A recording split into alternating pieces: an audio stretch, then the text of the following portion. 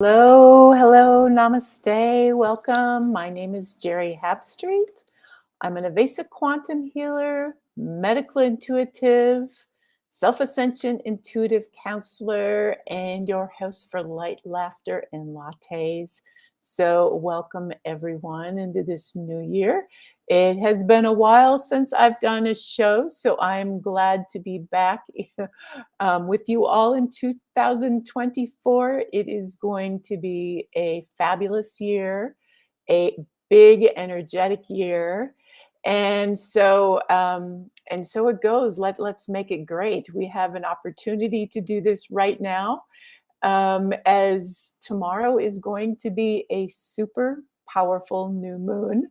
And as we all know, new moons are all about creating anew, and the energy just keeps getting bigger and bigger. And you've probably noticed your manifestation abilities are um, becoming more powerful. People around me are talking about, oh my goodness, it's been snowballing the creations of what they're working on or thinking about or putting in motion.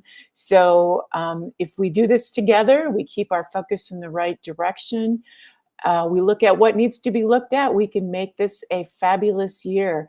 And so today I wasn't sure, like, what should I do my show about? So I was a little late on getting this posted. So I went to my cards of clarity, as I do often when I have a question, and I pulled the card Mercy. So that is what today's show about, mercy. It has certainly been a huge lesson for me, and I will share what I have learned about it and how it can help you keep you moving on your path of creating a better life, self-healing, ascending, whatever your intention is. Applying mercy to yourself will make it better no matter what. And so I want to welcome everyone and do a shout out. Hey, Batia, I love you as well. So the chat is open. So if you would like to share anything as I'm going through this live stream, and anything I've learned about mercy and how I can possibly help you with that, go ahead, jump in, say hi, ask questions, whatever way you would like to engage yourself. And so I want to actually start out by reading the cards of clarity, energy of mercy, as the archangelics realm has brought it into us. So, benevolent one's mercy, the energy of mercy, must and always begin with you. Have mercy on yourself. You are doing the best you can. Let go of preconceived notions that you could have or should have done something differently. Invite mercy to wash away any feelings of victimization or persecution. As you embody this precious gift, you are then free to share it with others. And so that is the energy of mercy. And it has been an ongoing lesson for me, as many of you are seeking to, lift, to assist the world, to assist humanity. You may look on your path and think, how could have I done this better? How could have I moved forward faster? And a tendency, I know, for me and many, many, many others, is to look back and say, oh, wow, had I done this, I would have been here by now. Had I done that, things would have been differently, right? The hindsight thing. And then maybe judging your actions or what you did, thinking you should have done it differently. It's the would have, should have, could have's that can really, really hold you back.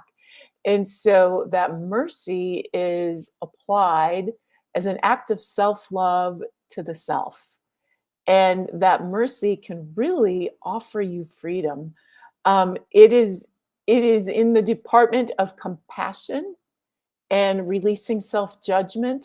Mercy it's like those three things are like the jewels of self-love to keep you moving forward, to keep the flow moving, to release the past, right? Forgiveness is in there as well. As we move on this path, we're on the third dimension. That's what we're born into. But when we ascend up to the fifth dimension, that's compassion, and it's giving the compassion to yourself. And as you do that, you have that compassion to share and give to others as well, because you know what it takes, because you've been there and you've offered yourself the compassion. So now you have that compassion for humanity as well. And then as you move up to the seventh, it's releasing judgment, which starts with the self. And then as you release the self judgment, you can release it from others as well. And each of those shifts in consciousness allows you to hold an opening or a portal to assist hundred thousands to millions of other people, just by offering the mercy to yourself, the compassion to yourself, the forgiveness to yourself, the release of judgment to yourself. And so mercy is just one of these energies that we need to really give ourselves this heaping, helping dose of kindness, love, compassion. And, I want to share an experience I had this weekend. I went to a mandala workshop. There was about 14 women there. And the mandala workshop was all about really, getting together with a group of women, picking out your mandalas, putting them on a platform type, paper or whatever, and then painting them. And wow, if you've ever had the experience of painting, now painting alone is one experience, but painting with others is completely different, because then you have the element of looking around and comparing yourself to what other people are doing, or comparing yourself to other paintings you've seen, or maybe other people in your family, how they might have done this. So there's this act of comparison. There's the act of self judgment. Am I going to mess this up? How is it going to look when I'm done? And then there's the fear of self judgment, the fear of, I don't want to do this because I might judge myself. And so I watched and observed as all of us went through this experience of painting, and noting myself, how am I doing on this painting? Typically in the past, I might have been worried I might have messed up. I would have been worried about judging myself, and just staying in that state of awareness. And when we were all finished, we sat around and we shared what our experience of painting these mandalas was. And so many had a challenging experience. Some weren't even able to paint for a while. Some stopped in frustration and said, I can't do this anymore. And there was so much sharing around judging the self for not being good enough, fear of judging the self, and then being angry at the judger, and comparing to others and comparing to family members who are good painters. And all of these things bubbled up just around this simple art project, really, of painting mandalas. And it was such a gift to bring us all together in this place where we could openly do art together and have awareness over our emotions and what we were still holding within as far as judgments around ourselves. And the shoulda, woulda, couldas, or if I had done this differently, right? And so these are things we do to ourselves always in life. It's a constant, like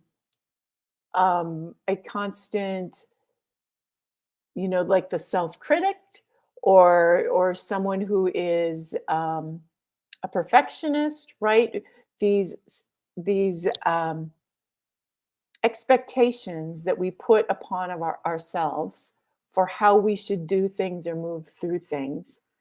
and then later looking back and judging ourselves based on how we feel we've succeeded or not.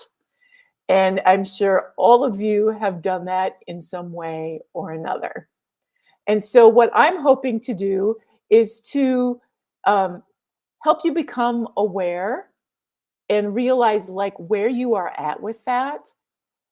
Also, how you can move through that experience and heal it so you can feel good around it. And then maybe self-evaluate like how am I on this? And so I noticed now I've been doing years and years of forgiveness work, which is one of the keys, and years of this process as a medical intuitive and constantly self-healing myself. When I completed the projects and had to share, the one thing that I was pleasantly surprised about is I had no judgment of myself. And that was new for me, very new for me. And I had someone ask, "Well, how did you do that?" And my response was, "It didn't happen overnight. It's been years of working on this, years of awareness, years of noticing, and I arrived at this place where I could paint in joy like a child and just be curious about what works here, what works there. Okay, well, maybe something else, and just having fun with it as a child would. And so it's a process. And so like anything, we have to have mercy upon ourselves, upon our process, even, and try approach things with that childlike curiosity. And oh well, but this tower doesn't look so great, and kick it over and build a new one, right? If we can hold that simplicity with ourselves and offer ourselves that kind of freedom and kindness, because mercy really is freedom. If you can apply mercy to yourself, you can have great freedom in your life. And I noticed that I am experiencing that right now, and it feels really, really good. So, one of the first things I guess we need to realize is that all of the things in our life happen to us not accidentally, they happen for a reason. And so all these experiences that we have, whether they're challenging or whatever, we move through them, and they happen for a reason. They happen for usually for spiritual growth, for spiritual wisdom, for greater understanding, for evolution of our process. And it's not about doing it right or doing it wrong, which in itself is a judgment. It's about how we allow ourselves to move through them. How we treat ourselves as we move through it. I know when I had my really big divorce experience that I went through, that was about money, it was about businesses, it was about, seeing my children. I live in a different state. It was about parenting time, all of those things. And I thought at the time, my success as a creator, my success at ascending, my success at lifting in consciousness was about whether I had succeeded in the divorce, where did I achieve the balance that I was looking for? Did I receive the balance in money? Did I receive the balance in parenting time? And so I judged my process each time I went to court based on whether I felt I succeeded. If I cleared out all the old energies, I would get what I wanted. If I was a good creator, I could create the experience that I wanted. And in the end, n- a lot of those things didn't happen. And I felt that I had failed. I had failed as the creator. I had failed at seeing clearly. I thought I felt that I failed at understanding my guidance. So many aspects of that. And in the end, what I realized that it wasn't about feeling like I had succeeded or not. In the end, it was about how I moved through it. Was I able to forgive myself? And was I able to have mercy on myself? And was I able to just let it all go, see the gifts in it all, and realize that I just did the best that I could based on my consciousness at the time. And that's what that whole experience boiled down to, because in the end, there was things that I couldn't have even seen or perceived as stuff that I needed to go through to gain the wisdom that I now have. And none of those things could have been planned out by the mind or perceived ahead of time. I had to go through it and get the wisdom from it. So the would have, should have, could haves in life don't even serve, because if we would have known or should have known or could have known, we would have done it differently. And the fact that we didn't do it differently is because our awareness and our consciousness was at the level that it was. So um, it, it's so easy to be hard on ourselves, to self-flagellate, to beat ourselves up, and it's so much harder to be kind to ourselves, and I don't know why that is, but it seems to be the case for many, many, many women, especially. I guess that's what I'm mainly work with clients and in my groups where we're having these deeper conversations. It's mostly with women, but I imagine it's no different whether you're a man or a woman. Um, and we have to understand, we were born in this field of density where we grow up with, parents probably comparing siblings. So how many of you have, were compared to with your brothers or your sisters? Comparison immediately kills. It's just like competition. Right? And then we get in these sports and we're competing for grades and we're competing at the different sports.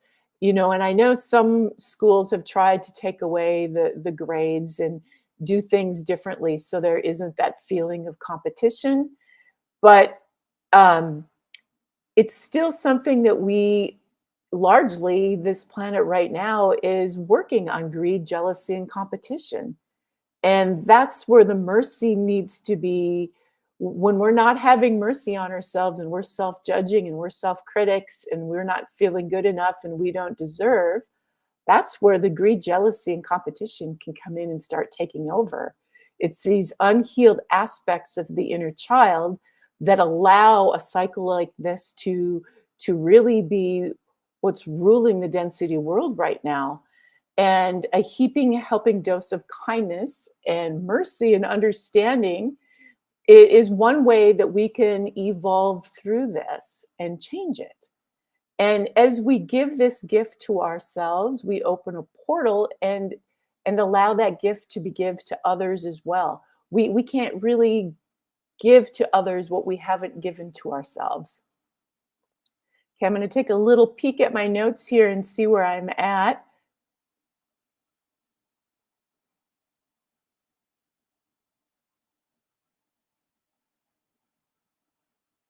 And so, yeah, big tube of forgiveness. Big tube. I have forgiveness, forgiveness, forgiveness. It seems to be ongoing.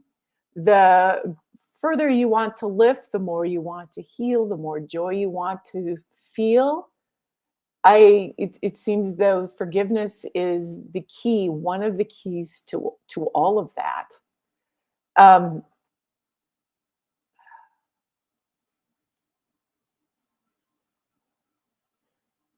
so I know sometimes we think that we have a really big mission that we need to do, that what is it we're supposed to do in this world, and we need to go out and help others. But I've come to the realization that our bigger mission is about the energy we're carrying in everything we do. And sometimes that bigger mission, like for me, my whole court experience Wasn't necessarily about the money, wasn't necessarily about me getting to spend the time with my kids or the hotels or whatever the things was that I went to about. It was more about my ability to forgive myself, have mercy on myself, to like a dog wag your tail, forget about it and keep going, right? That's what we do as creators.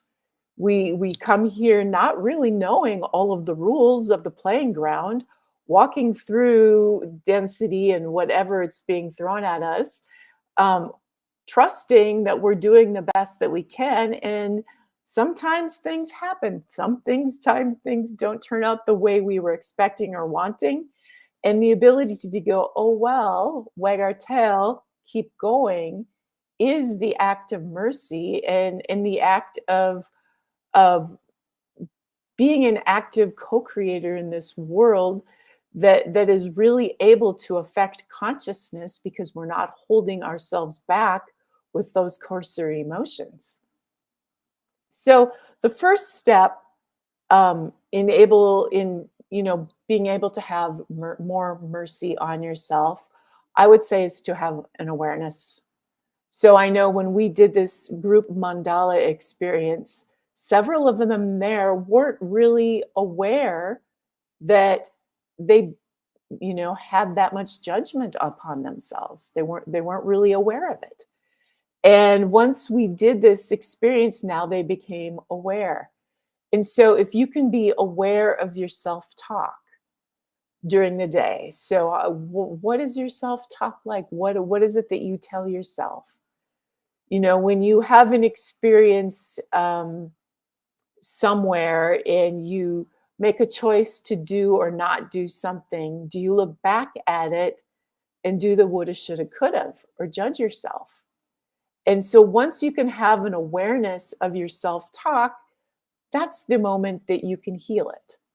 And so the first step to do is to say, "Oh, look what I'm doing. I'm, I'm beating myself up again, or I'm having negative self-talk again. Okay, I'm going to love and witness that. I'm going to love that part of me that is doing this. I'm going to love the me that is judging myself." So you need to love the judger. Hold on, I'm hearing music in the back bedroom, but I am. There we go. Okay, change that. That was interesting. So the first step is to have awareness that you're doing it, and then next, stop and notice it, stop the pattern, and love the judger. Love the one who's having the experience. Hug yourself if you have to. Then pull yourself back even further and love the one who's noticing the one that's doing the judging. Because I think one of our greatest fears is our own self judgment. And I've, recently had some conversations with people. The heaven or hell conversation seems to come up. And I just went to a movie on this. I don't remember the name of it. Is there a heaven? Is there a hell? Um, and the theme that seems to happen over and over again is the people who have a great amount of self love, when they die and come back to life, seem to go straight to a place that they're calling heaven. They have a great experience. And the ones that go to a place where it would be referred to as hell are the ones that really beat themselves up, that really feel yucky about themselves. And it's a self-created place of not, unforgiveness. And so we do these things to ourselves by the way we treat ourselves. And so, if we can offer ourselves heaping, helping doses, the forgiveness and the love, and oh, I did the best that I could, um, we can give ourselves heaven right here, right now on this planet. Okay, so we catch the inner critic, we witness and love him or her, then we love the one that is witnessing. Another thing is to celebrate yourself. Celebrate all the things that you love about yourself all the time. Do a little happy dance, and you will know if the celebration is working because you'll see the reflections because other people will be celebrating you as well. And so I just recently had a friend who wasn't doing this and finally decided, I'm going to kick the kids out of my house, the adult kids who are way into their 20s, and I'm going to have a house for myself for the first time in my life. And that was an act of self love and self care. And now the children are coming back and saying, "Hey, can we take you out for dinner for your birthday?" They had never done this before. And I said, I celebrate you because that is the reflection of you caring for you. And now your children are caring for you as well. So you will see immediate results as you start celebrating yourself more. And that becomes your new habit then, as opposed to the habit of beating yourself up, right? I feel like some of these things are just patterns and habits that we keep doing. And they happen as when we're little, right? Did you have family members that criticized or judged you? Were you constantly judged and criticized at school? I mean, there's probably a lot of healing work around this that needs to be done through forgiveness work to clear out those ways and conditionings of living well when you were younger, and you're not that now, right? New moon tomorrow, I'm not that anymore. I now celebrate myself as opposed to criticize myself, right? Forgiveness, we talked about that. um, Remember that you're a creator and not a victim, right? We create everything in our lives from what's in our energy field. So whatever we have unhealed or healed, we're creating from that. So we're not victims, we're creators. So if you have that in mind, you have more control over your experience. As a victim, you have no control. You've given your power away. So to remember that you're a creator and you can change anything when you change your consciousness.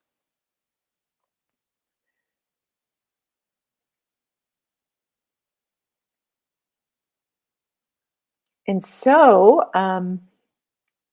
I don't have much more to add about the mercy experience, just that, as we evolve, evolution in and of itself requires mercy.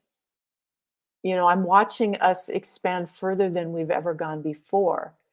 And it's so easy to look backwards and say, oh, well, now that I know this, had I done that some time ago, I could have been here faster. Or now that I know this, right? it- Evolution in itself is us in consciousness doing one thing and saying, hey, I think there's a better way to do it. Let's evolve and do it this way. And so it's a constant moving forward and changing how we do things based on the wisdom gained of how we did it before. So it's us constantly creating. It's us hitting our heads in the wall, bumping into walls, saying, "Hey, this isn't working. Let's try it this way. Let's try it a new way." And oh, this works better. And that's how we get evolution.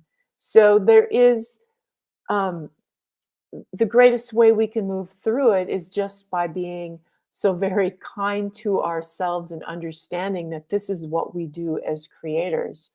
And the only way we can really hold ourselves back is by judging ourselves, by woulda, shoulda, coulda-ing ourselves, by not being nice or loving ourselves. And the way we can evolve even further is by giving that to ourselves. So I am going to, no, I'm not. I was going to pull another cards of clarity for us all, but I didn't bring them here with me. So um, just a quick reminder then, if you're watching this now or tomorrow, there is a fabulous new moon. It's going to be an extremely powerful one. So hold that intention of what you want yourself to be like. It's our first new moon in 2024. So it's the perfect time for those vision boards and for holding those images and the clarity of what you want to look like and where you want to be in 2024. So thank you everyone who jumped in the chat, and I hope you all have a fabulous new moon and week. Namaste.